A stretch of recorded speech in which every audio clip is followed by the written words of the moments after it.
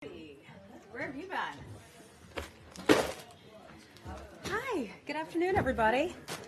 I'm not attempting to bribe you with chocolate, but I did bring you some of the chocolate so that we would eat all of them in our office. So please, have at it. Valentine's Day. Hope you all had a good Valentine's Day. Thank you. Thank you. Good to see you.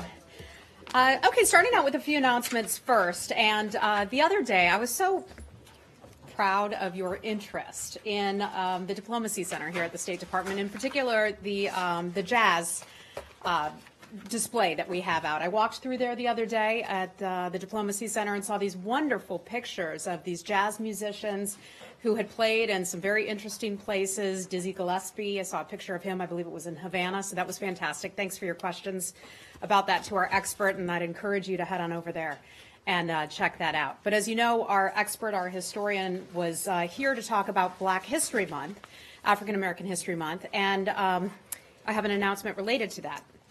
Tomorrow, the State Department is honored to host the 9th Annual Historical Black Colleges and Universities Foreign Policy Conference. It's organized by the Bureau of Public Affairs, which is the one I work for. The goal of the conference is to prepare the next generation of foreign policy leaders from historically black colleges and universities, and also predominantly black institutions. As a part of this, we're looking forward to discussing U.S. foreign policy priorities and also department career opportunities. This year, we have 351 students and faculty coming to the State Department from all around the country. We're looking forward to hosting them. We're focusing on non-traditional paths to foreign affairs, including STEM and other majors you'd not typically expect foreign affairs careers to come from. Several highlights of the conference include remarks by our new Assistant Secretary of Public Affairs, Michelle Gaida. I'd look forward to introducing you all to Michelle at some point in the near future.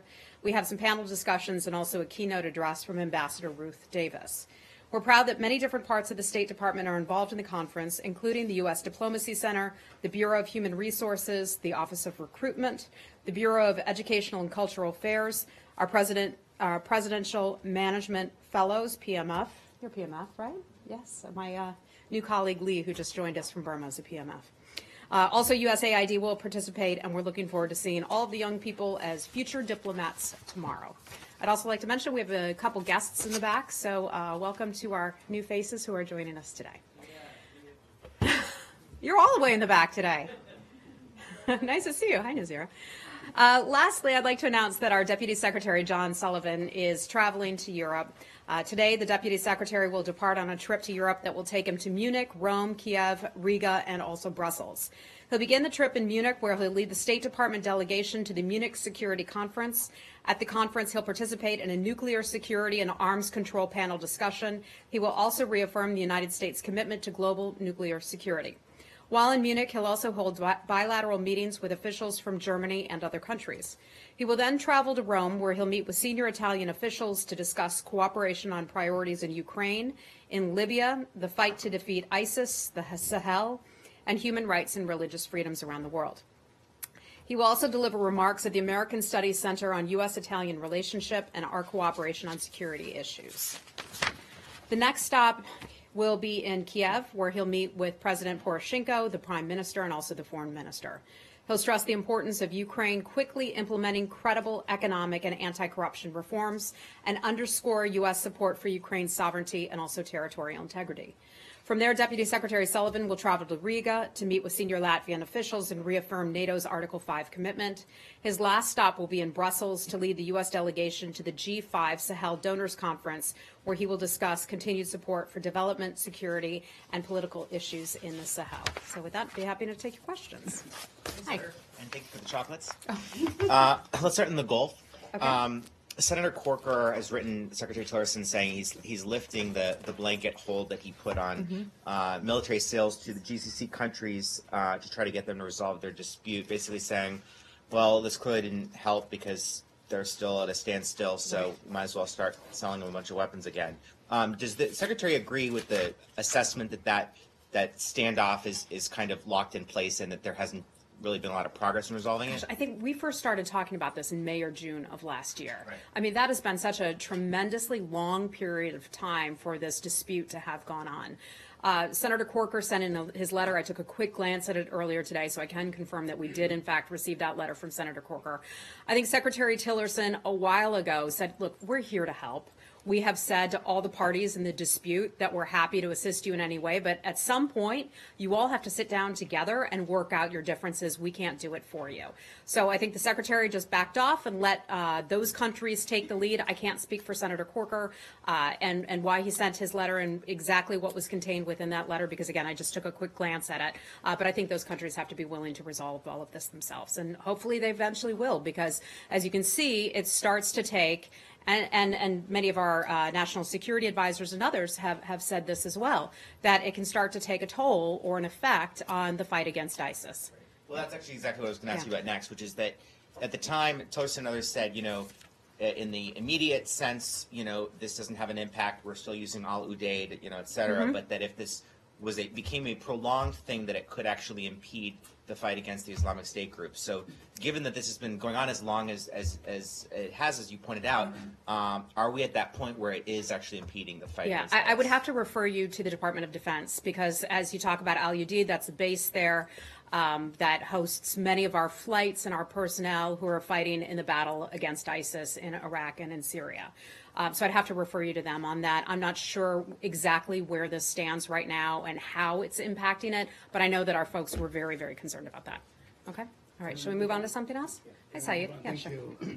Heather, I just wanted to follow up on a couple of questions that I asked on Tuesday. Okay. One regarding the Israeli law that basically puts the Israeli academic institutions in the settlements under civil law, which is creeping annexation, as per Israel's terminology. Do you have any comment on that? Yeah, just a little bit of information. It's not too incredibly new from what you've heard before. So let me answer your question before I get to your next one. Just hold on. I think the president has been clear on his views regarding settlements, that settlement activity, especially unrestrained settlement activity, does not advance the cause for peace. My understanding is that some of these settlements are governed under Israeli military law. But I think the president has been clear in his position on this issue, and Israel has also come back to the United States and said to the president, we will take your views into consideration before we engage in this. But that is extending civil law. That is, in effect, that is really annexation, which is like a prelude. I'm not going to be able to characterize it in the way that you are, but I think we've been clear about our position on settlements. Great. Let me just follow up on something that you also said. You said, unrestrained. Does that mean that you are okay with, somewhat restrained settlement activities? We've had a lot of conversations with the Israeli government. We've had a lot of conversations with Palestinians. Obviously, this is such a sensitive matter. With regard to matters that are so sensitive, we like to tread lightly. We don't want to cause damage to the prospects for peace. We want the parties to be able to work it out. I will go back to saying I think the president has made his position on this clear. Jason Greenblatt, Jared Kushner have spent a lot of time in the region. Our folks have as well. I believe David Satterfield was just in Israel just last week talking about some of these issues. So let me just let the diplomats and the experts work those things out. Two more, if you would indulge me. Okay. The first one is that the Palestinian Authority President, Mahmoud Abbas, is coming to the United Nations next Tuesday.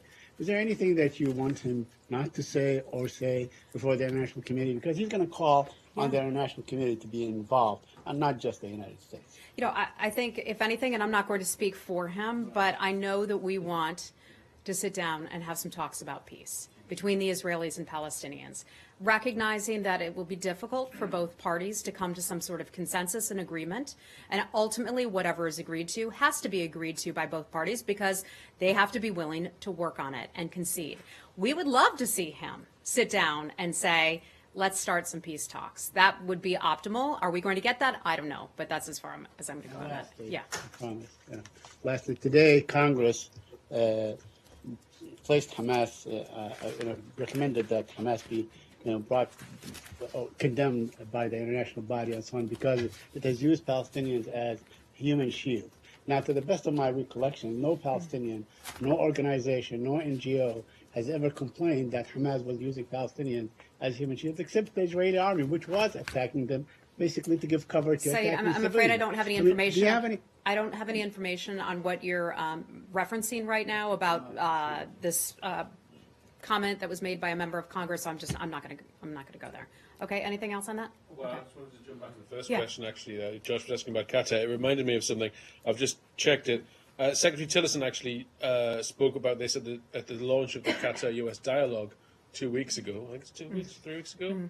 And he was in the presence of Secretary Mattis, and he said it. He said, as the Gulf dispute nears the 8th-month mark, the United States remains as concerned today as we were at its outset. The dispute has had direct negative consequences economically and militarily for those involved, as well as the United States.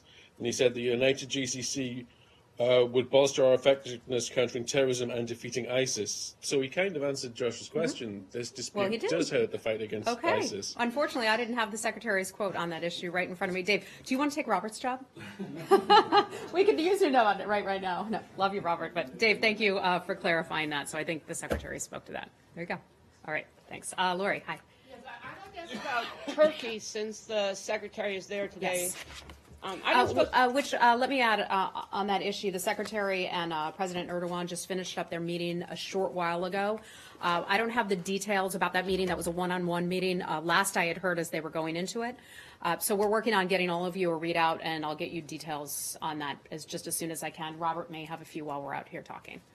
And he'll alert me if we have anything. I'd like to ask about a piece that Aykan Erdemir, a former Turkish parliamentarian, had yesterday in The Hill.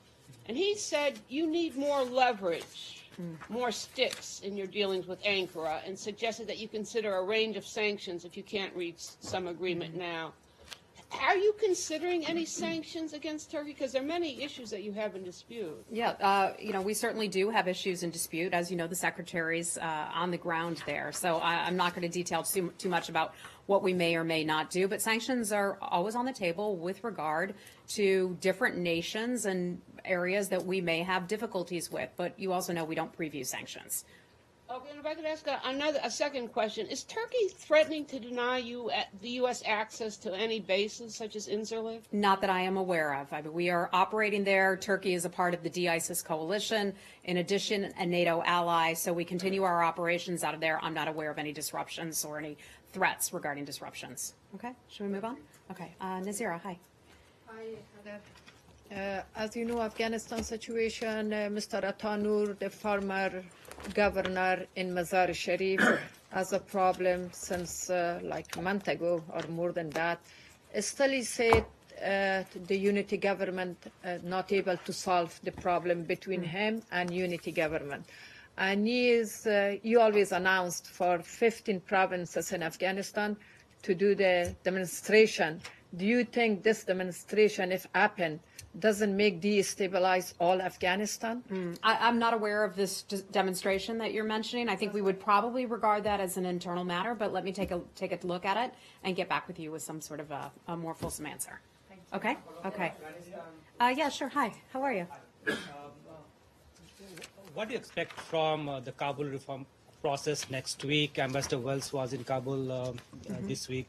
What are the talks were held there? Do you have Sure. So let me start out with our Principal Deputy Assistant Secretary, Alice Wells. She was just in Afghanistan, so I'll provide you a little bit of a readout of that trip, because one of the things that she's doing is previewing the Kabul process, which is coming up in a couple weeks. Our PDAS, as we call it, for South and Central Asian Affairs, Alice Wells, traveled to Kabul this week to meet with Afghan partners in advance of the February 28th Kabul Process Conference. She met with several top Afghan officials, including President Ghani, Chief Executive Abdullah, National Security Advisor Atmar, as well as with prominent Afghan political, business, and media representatives to highlight the longstanding U.S.-Afghan partnership. Ambassador Wells also met with Resolute Support and U.S. Forces Afghanistan Commander General Nicholson and U.S. Special Representative for the Secretary General for Afghanistan and head of the UN Assistance Mission in Afghanistan, Tadamichi Yamamoto, to discuss ongoing U.S. and international community support for efforts to bring peace and security to Afghanistan and the region. And then we have the Kabul process coming up. I'm not able to give you any details about who from the U.S. government may or may not be joining. We just don't have that kind of information yet. But I can tell you that we look forward to at least Robert, I don't know if we're observing or if we will be participating, but nevertheless, we look forward to that process because we see it as a way to reiterate the U.S. commitment toward the Kabul process to bring together so many of our international partners who are going to have some candid discussions, we believe, on a range of issues, from peace to development to humanitarian aid and other issues. So we'll look forward to that, and as we get closer, I'll try to bring you some more information. Okay? Okay. Something else in the region. Hi, go right ahead. Yeah. Yeah. For the last couple of days, there is a news in the town that United States has put forward a motion to place Pakistan on a global terrorist financing watch list with an anti-money laundering monitoring group, the FATF. Is that true? So what you're talking about is it's called the FATF. There's a plenary session that's planned for that. This is basically the international community has this sort of long-standing concern when it comes to the government of Pakistan about what we consider to be deficiencies in the implementation of anti-money laundering, counterterrorism, and other types of issues similar to that. What this group does is it promotes better measures to crack down on counterterrorism or to work against terrorism and also money laundering as well. Some of those deliberations, I can't confirm what took place because those are considered to be private. Pakistan introduced a new bill, kind of an ordinance, that all individuals or organizations designated as a terrorist by the United Nations will be considered as a terrorist in Pakistan too, and Pakistan are going to take stern actions against them. So it looks that Pakistan now start implementing on the U.S. strategy for South Asia. Okay. Do you have any comment on that? I don't have any information on that. I'll see if some of our experts from our SCA Bureau can get you more on that, okay? All right, let's move on. Hi, Cindy, how are you? Sorry, going back to Turkey, if I may. Okay. The Turkish foreign minister has said that relations with the U.S. are at a critical point and has called for specific steps to restore trust. Would you characterize it that way? You know, I don't want to characterize it one way or another because for a few reasons. One, the secretary's on the ground there. The secretary is doing what he does best, and that's diplomacy. Talking with other countries, talking with his counterparts. And so we have a productive series of meetings going on in Turkey. We have other individuals who are involved as well. Secretary Mattis, for example, is meeting with some of his Turkish counterparts, I believe yesterday and also today, but taking place elsewhere. Certainly we have a lot of work on. I mean, there's no doubt about that. There are certainly some tensions there, but we have a lot of areas where we can agree to work together. You know, an example of that would be we have bases in Turkey. That is an issue or a matter that continues, obviously, to this day, as we were talking about a few minutes ago. They're a member of the de-ISIS coalition, and so that's important, but I'm not going to get ahead of some of the Secretary's meetings. Okay? Okay. All right. Does the U.S. see eye to eye with Turkey on Syria? There's a what? Does the United States see eye to eye with Turkey on what they are doing in Syria? Well, we have said to Turkey, and we've talked about this a lot here, so I don't want to go over, an old road once again, but we're encouraging everyone to stick to the fight against ISIS. We understand Turkey's legitimate security concerns. Of course, we do. And the Secretary has been very clear about that, as has Secretary Mattis. We understand those security views. We value our NATO ally and respect those views about security. But let's keep the eye on the ball, and that is ISIS.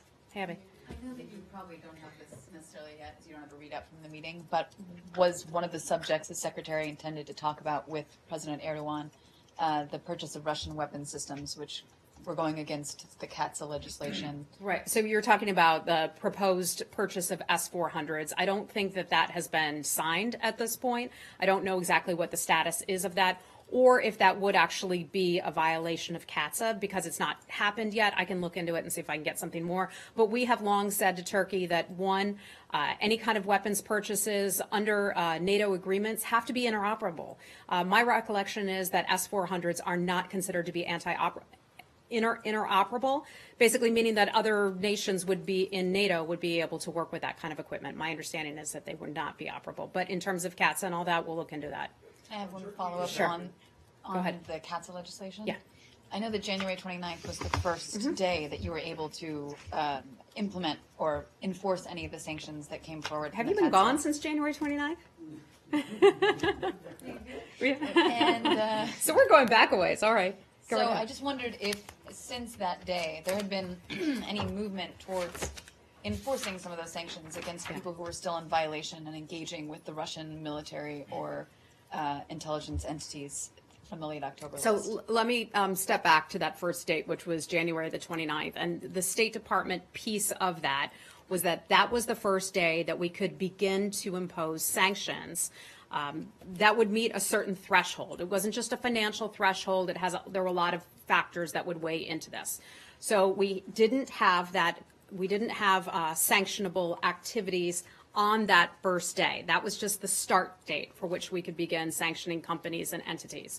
We have hundreds of people around the world, not just here at the State Department in this building, but at our missions elsewhere, whose job it is to comb through lots and lots of foreign transactions, sales, things of that sort, to determine if it meets that threshold of being above a certain level. Again, that's not just financial. It takes a lot of things into consideration, and our sanctions people could perhaps get you some more information on that. So we continue to go through that. We continue to go through that process, and it's just the beginning of that. Can you see, though,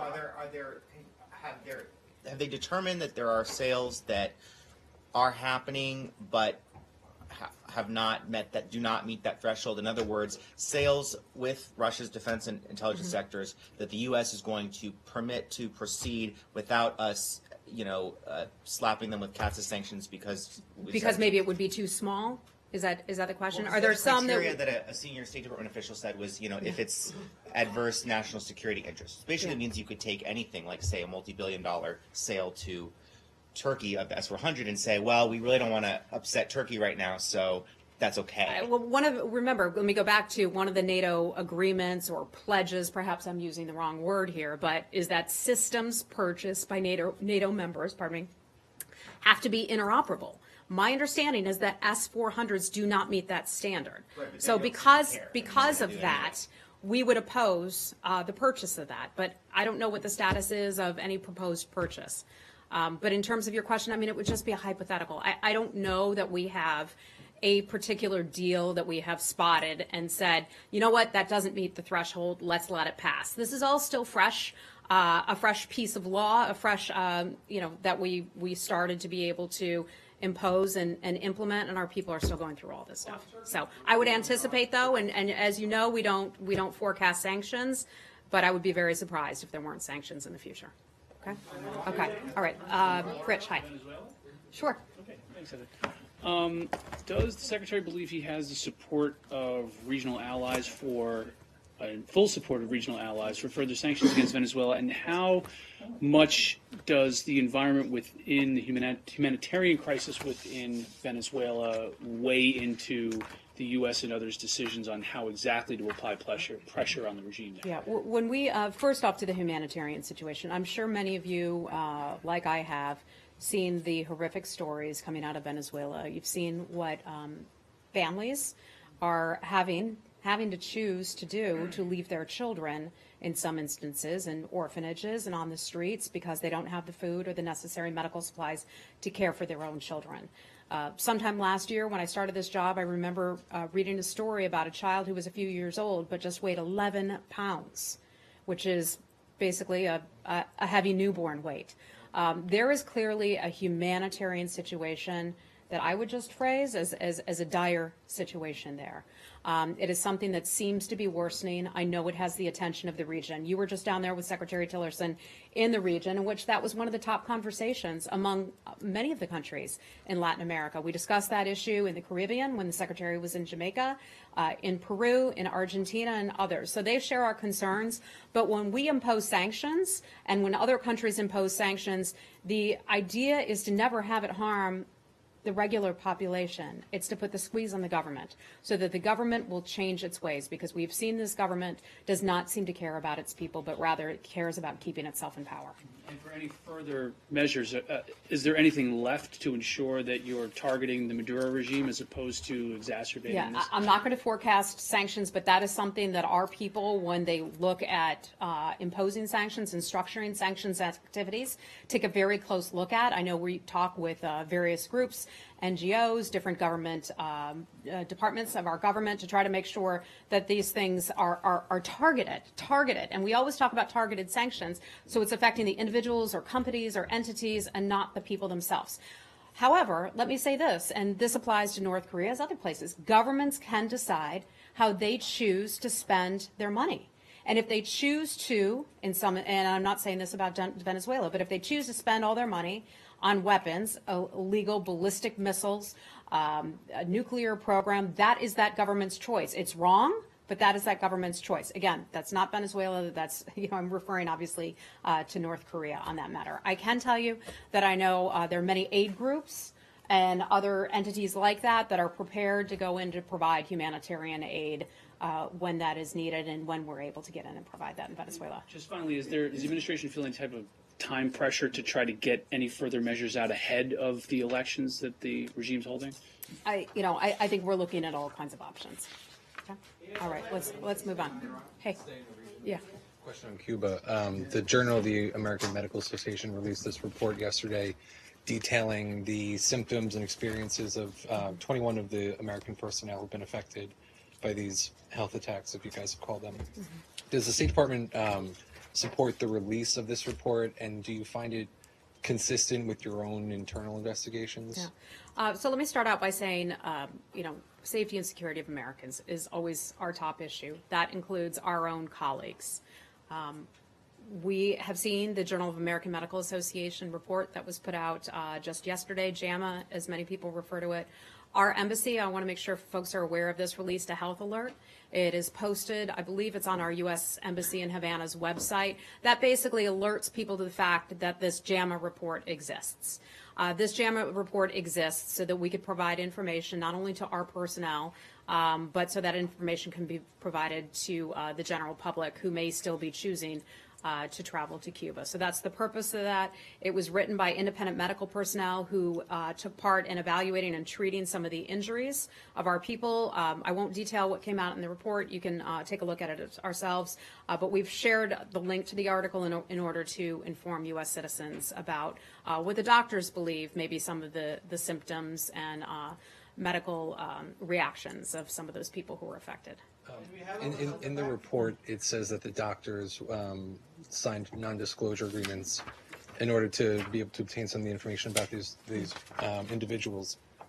It also says, though, that the other doctors who evaluated as part of the peer evaluation before publication weren't able to access some of that information.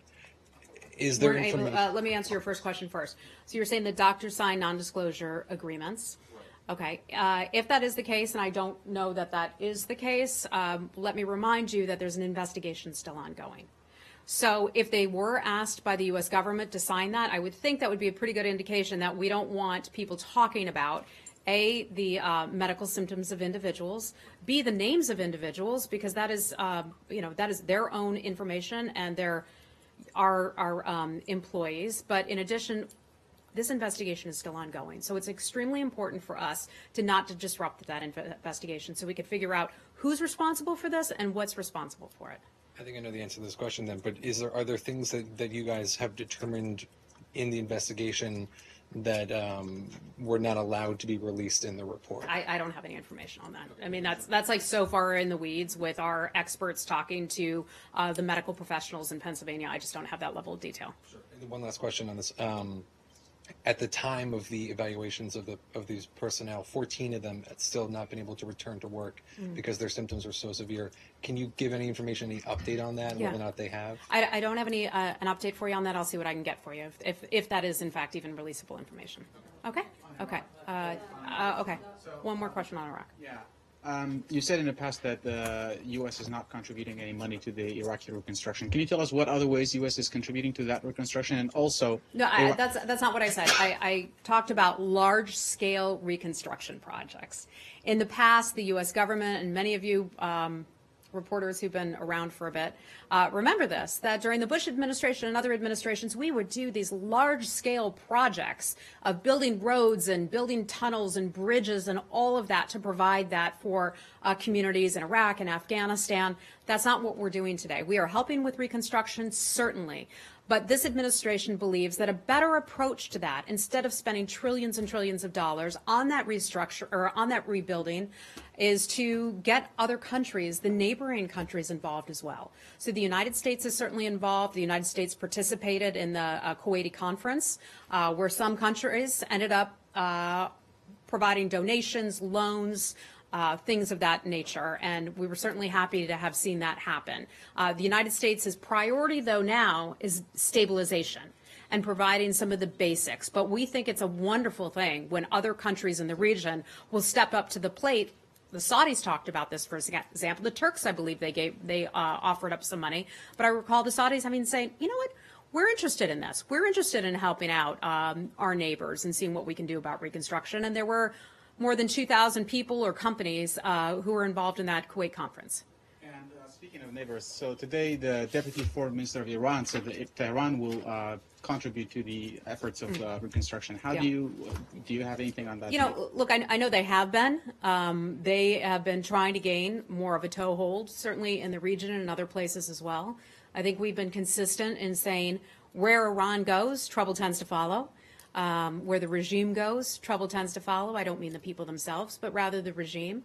There can also be very strict regulations when you work with a nation like that. You may not be, as a country, getting all that you bargained for. It may be a lot more difficult and a lot more onerous than you think. So they're certainly entitled to do that, but I would probably caution countries. Okay. All right. Jani, hi. Thank you very much. North Korea. Recently, right after Secretary Tillerson's South Korea trip, and Secretary said that the United States will make stronger sanctions against North Korea.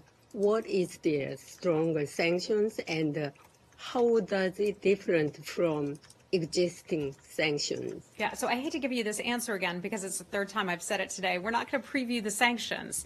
There's certainly more that we can do. There's certainly more sectors that we could look at sanctioning, and we continue our conversations with many other countries who may be looking at unilateral or multilateral sanctions. Hold on. The sanctions affect, new sanctions, when? When would they? Janet, I can't tell you that. Okay. If there are sanctions that are going to be announced, I will certainly let you know as soon as we are ready to announce those. Okay. President Pence, before he arrived, I think he was in Tokyo, announced we would soon, I think he said within several days or a week or so, be unveiling the toughest sanctions the U.S. has ever put on North Korea. So I don't understand this policy that the U.S. doesn't preview what sanctions is going. It seems like in some cases the White House certainly does. Well, he's a vice president. He's entitled to say whatever he wants to say, and the vice president and I are certainly in different kinds of positions. I'm not authorized to detail or forecast sanctions, but if the president or the vice president want to do so, they are certainly more than welcome to. Okay. All right. Who had North Korea? North Korea. Okay. Hey, how are you? So this is kind of a follow-up from last time, but Bob Corker, I was at the hearing today. He also was talking about talks with North Korea. So my question today is, are there talks within the State Department about shaping actual what we would say to North Korea if we start talks with them? Okay. So I think that's two hypotheticals built in there. But there's talks happening about talks at multiple levels. So a couple things to that effect. I think the hearing that you're referring to, by the way, if I may mention, our acting assistant secretary for East Asia Pacific, EAP Susan Thornton, is on the Hill today for her confirmation hearings. Among the things that she said on the Hill for her hearings include this. We're leaving the door open to engagement. We want engagement to consist of one issue, that is denuclearization. Our policy hasn't changed. Our policy remains the same. The overall goal is denuclearization. The United States and many other countries have this agreement. It is considered a worldwide agreement, not just with us, but many other countries. And you've seen that echoed at the UN Security Council with 4 unanimous rounds of sanctions that they voted to pass. To pursue that, we have the maximum pressure campaign. That maximum pressure campaign exists to this day, and virtually every week we are seeing more countries participate or do new things or ratchet up the pressure on North Korea. Malaysia, I think I mentioned that the other day. Kuwait, not that long ago. Peru, the secretary referenced that when he was visiting Peru a week or so ago. And the vice president, when he was just there for his travels, reaffirmed our position. The secretary has said repeatedly that we are starting to see signs that our maximum pressure campaign is putting strain on North Korea. Now you're going to ask, what are those signs? What is the strain that he's seen? That's something that we just won't detail, but we're keeping a close eye on it. If the time comes that we believe that North Korea is serious about talking about denuclearization, we will have a conversation with our partners, with our allies in the region about the appropriate next steps. So we're not there yet. On Egypt? Okay. Okay, hold on, Jenny, I already called on you. Do you have a North Korea question, ma'am? Oh, okay, let me just finish up with, hold on. Let me finish up with North Korea and then we'll go on to another region. Hi, sir, in the back. What's your name? Ian Talley from the Wall Street Journal. Oh, hey, Ann. Hi, how are you doing? Good. Have you been here before? I have been here before, not in your tenure. Okay. In my tenure. Okay, well, welcome, thanks. Thank you. So I have a follow-up question on Turkey, which we shall take at a later point. But on North Korea, Ms. Thornton said that denuclearization was our preference. Mm-hmm. Does that mean that the U.S. would consider other options? I don't think so. I think that the United States and this administration, and I don't have Susan's quote in front of me, but I think that is what we are all working toward. That is our policy, denuclearization. Okay, yeah. Yes, Thornton also mentioned that it's in her understanding there's no bloody nose strategy. Could you please elaborate? Has that limited military strike option being discussed at all? I think we've been over that before. I know I've discussed that matter here numerous times. I don't have Susan's quote in front of me, so I'm just going to leave it at that. Our policy remains the same, that what we're doing here out of this building is diplomacy. Across the river, they handle other issues, but we handle diplomacy here. Maximum pressure continues, and we'll keep pushing that one. Was that strategy being discussed before the Olympic? Was what strategy? Was the bloody nose option being discussed? Goodness. Before the Olympic? Look, not that I am aware of. That is not what we do out of our building. The State Department, Secretary Tillerson, and even if you talk to Secretary Mattis, they will tell you that diplomacy is the preferred approach. But then it always has to be backed up by a credible military threat. Okay. All right. Okay. All right. We're gonna have to wrap it up in just a second. Hold on 1 second. All right. Okay. We'll From Al Hayat newspaper. Okay. It's regarding to the humanitarian situation in Gaza is miserable and it's very critical. I wonder if there is any American efforts to save Gaza, to lift the siege on Gaza, and how it will be done. Okay. So a couple things to that. We support a overall peace deal. We also recognize that the state of that civilians are living in, the state of things in Gaza is miserable. We see that delays for medical treatment, disruptions to electricity are far too common for the people to have to face there. We also recognize that misery is perpetuated by Hamas. Hamas choosing to spend the money that it has, its people's money, on not on humanitarian aid, not on taking care of its people, but doing things like building tunnels to get terrorists in to disrupt activity and make life worse for its people.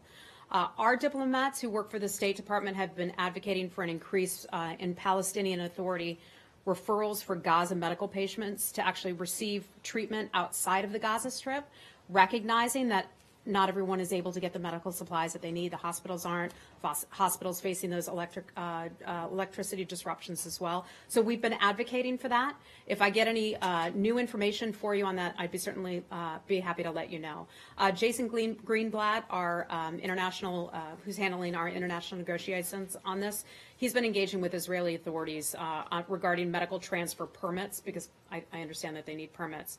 And that's enabled dozens of people so far to receive some cancer treatments. So we're doing what we can at this point. We believe that there's no sustainable solution that will be reached until Hamas turns over its administrative control of Gaza to legitimate Palestinian authorities, and we certainly hope that will happen. We've seen other nations recently step up and offer additional money to help out people there, and we would certainly support that. To increase the number of medical permits? That's one of the things that we're advocating. That's one of the things we're advocating. Look, when you're in a situation where electricity is spotty, where people can't get the medical equipment, the hospitals can't get the medical equipment they need, and people need life-saving treatment, we certainly think that they should be able to get that. That we believe is just a certain level of decency. Okay, I'm gonna have to wrap it up. So, okay, India, last thing. Quick question, two questions, please. One, for the last 2 years, Prime Minister Modi has been traveling around the globe, including U.S. and recently in the Middle East, including Saudi Arabia and UAE. And over there, he, for the first time ever, Saudi Arabia accepted and UAE to give a land for a Hindu temple. My question is here that you think the region is changing as far as women's rights and the religious freedom, because Secretary have been going there. Have you think Secretary have been talking about the same thing, religious freedom and women's rights in the region? Well, I know that is a matter overall that the Secretary brings up wherever he goes. Whether it's freedom of religion, women's rights, freedom of speech. We just saw him talk about that in Egypt. I'm pleased to hear what you're telling me. I can't verify it myself, but pleased to hear if that would be the case. We're seeing lots of parts of the world open up in that regard. Recent reports about the women showing up at the soccer stadium in Saudi Arabia, women driving. We think that is a good thing, and we celebrate that. Okay. And finally, Madam, as far as U.S.-India relations are concerned, Secretary's visit, before his visit, he spoke, of course, U.S.-India relations at the CSIS, and also he opened the door for Madam Ivanka. So where are we going now as far as U.S.-India relations are concerned? Because President spoke with Prime Minister Modi last week from the White House. Well, the president, our president, President Trump, certainly has a strong relationship with President Modi. I know that his daughter really enjoyed having been over in Hyderabad late last year, and so it's an important relationship, an increasingly important relationship. And as you see India rebuilding, our friend Nazira right here in front of you, she's from Afghanistan. You're from India. India is doing a lot of rebuilding and large-scale reconstruction projects in Afghanistan. That is $2 billion. Thank you. So who knows that better than you? How much? $3 billion. $3 billion. Okay, so here we go. This is a good, but really, this is a good example of the world coming together and working through places that countries that may not have worked together in the past. This is an example of how that is now being done. Saudi Arabia helping out in Iraq. India helping out in Afghanistan, all of these places doing that. So I think it's nice today to leave it on a high note. So thank you very much. I'll see you back here on Tuesday, okay?